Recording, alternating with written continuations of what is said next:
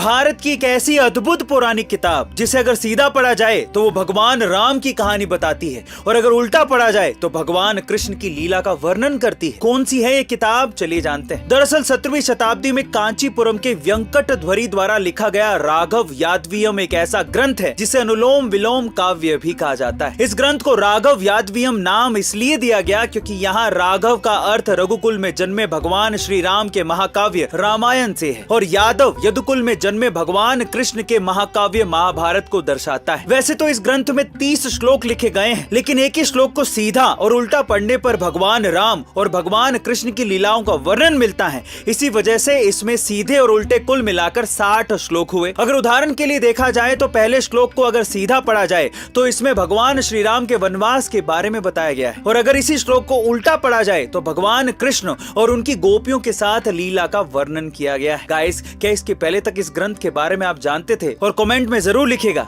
हरे कृष्णा हरे राम। आखिर प्रसाद के तौर पर पंचामृत और चरणामृत ही क्यों दिया जाता है? पंचामृत और चरणामृत में ऐसा क्या है जो इसे इतना पवित्र माना जाता है? चलिए जानते हैं। देखिए, पंचामृत दूध, दही, शक्कर, शहद और घी, इन 5 चीजों को मिलाकर बनाया जाता है। पंचामृत पीने से शरीर मजबूत बनता है और कमजोरी दूर हो जाती है। इसी तरह चरणामृत को भी पवित्र माना जाता है। चरणामृत यानी कि विष्णु भगवान के पांव का पानी। इसे बनाने के लिए तांबे के बर्तन में रखा हुआ पानी भगवान की मूर्ति के पैरों पर छोड़ा जाता है, जिसके बाद निकला हुआ पानी प्रसाद के तौर पर पिया जाता है। चरणामृत से आत्मा शुद्ध हो जाती है और आपके मस्तिष्क को शांत रहने में मदद मिलती है। इसलिए हिंदू धर्म में पंचामृत और चरणामृत को पवित्र मानकर प्रसाद के रूप में पिया जाता है। सो गाइस, क्या इसके पहले तक इंटरेस्टिंग फैक्ट आप जानते थे? और अगर नहीं तो कमेंट सेक्शन में जरूर लिखिएगा। क्या शिवलिंग का मतलब किसी जननांग से है या फिर इसका मतलब कोई और है? देखिए, हिंदी भाषा में एक शब्द के 2 या 2 से ज्यादा मतलब निकलते हैं, जैसे कि सूत्र शब्द का मतलब धागा भी होता है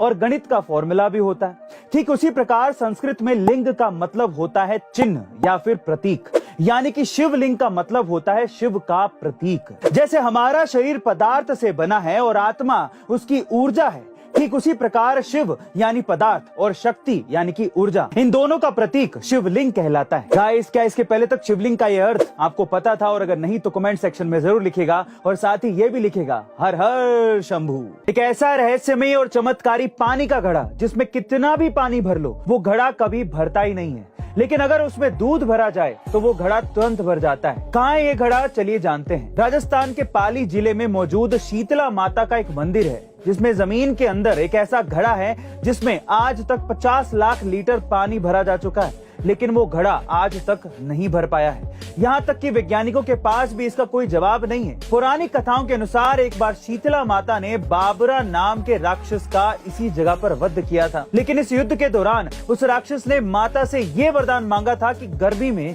उसे प्यास ज्यादा लगती है, इसीलिए साल में 2 बार उसे पानी पिलाना होगा। तब से साल में 2 बार इस घड़े में राक्षस के लिए पानी भरा जाता है। और अगर आपको ये लगता है कि ये सारा पानी जमीन के अंदर से कहीं बहकर निकल जाता होगा तो आप गलत हैं, क्योंकि जब इस चमत्कारी घड़े में दूध भरा जाता है तो वो तुरंत भर जाता है। ऐसी अनगिनत चमत्कारी चीजें हमारे भारत के कोने कोने में छिपी हुई हैं। आप इसके अलावा किस बारे में जानना चाहते हैं? कमेंट सेक्शन में जरूर लिखिएगा। अगली वीडियो में